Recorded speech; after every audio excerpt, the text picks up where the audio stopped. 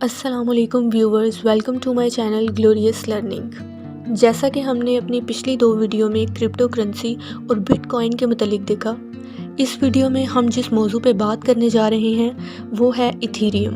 Crypto currency में मुख्तलिफ़ किस्म की करेंसीज़ हैं। जैसा कि हमने पीछे एक करेंसी की बात की जो कि है बिटकॉइन, अब हम दूसरी बड़ी करेंसी की बात करने जा रहे हैं जिसे कहते हैं इथीरियम। इथीरियम बिटकॉइन के बाद दूसरी बड़ी करेंसी है। व्यूवर्स, 2015 में इथीरियम ने ICO निकाला।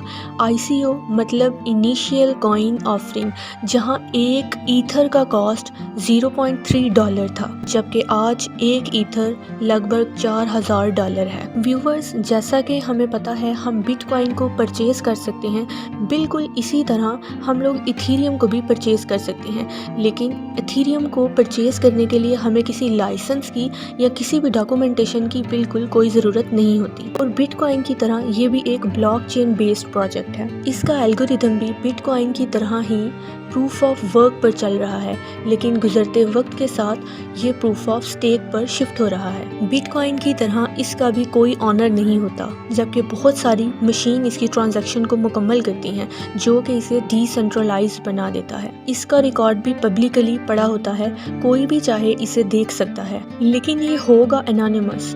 आपको ब्लॉकचेन का ब्लॉक नज़र आएगा, हैश आईडी नज़र आएगी, उस आईडी के अगेंस्ट आपको नज़र आएगा कि इसमें इतने इथीरियम मौजूद हैं। इथीरियम का को फाउंडर है विटालिक ब्यूटेरिन।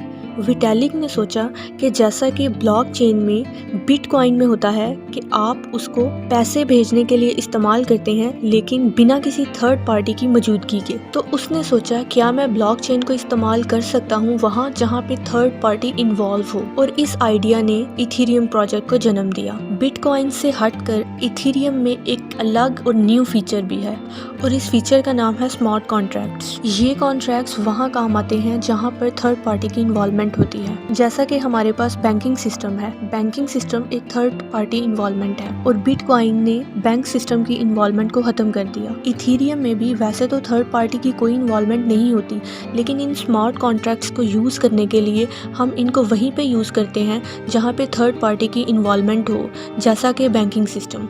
अगर आपने बैंक से कोई चीज़ परचेज़ करनी है तो आप इस कॉन्ट्रैक्ट को इस्तेमाल करते हुए बैंक को हटाकर डायरेक्ट उस कंपनी से अपना राब्ता कायम कर सकते हैं, उनसे ख़रीदारी कर सकते हैं, और बैंक इसमें इन्वॉल्व नहीं होगा। इस तरह से थर्ड पार्टी की इन्वॉल्वमेंट ख़त्म हो जाती है। स्मार्ट कॉन्ट्रैक्ट्स ऐसे कॉन्ट्रैक्ट्स हैं जो कि डिसेंट्रलाइज्ड हैं। व्यूवर्स, इसको समझने के लिए हम इस तरह से देखते हैं कि क्या ये ऐसे कॉन्ट्रैक्ट हैं कि इन्हें ना तो मैं तब्दील कर सकती हूँ और ना वो कंपनी जिस कंपनी के साथ मैंने ये कॉन्ट्रैक्ट किया है, और क्या ये ऐसा कॉन्ट्रैक्ट है जो ब्लॉकचेन पर होता है, और क्या ये ऑटोमेटिकली एग्जीक्यूट हो सकता है। तो जी हाँ व्यूवर्स, ये एक ब्लॉकचेन कॉन्ट्रैक्ट है और ये कॉन्ट्रैक्ट ऑटोमेटिकली एग्जीक्यूट होते हैं। जैसे जैसे दोनों पार्टीज़ अपनी अपनी ड्यूटीज़ परफॉर्म करती हैं, बिल्कुल वैसे ही वो अपनी कॉन्ट्रैक्ट की कंडीशंस को फुलफ़िल करती जाती हैं।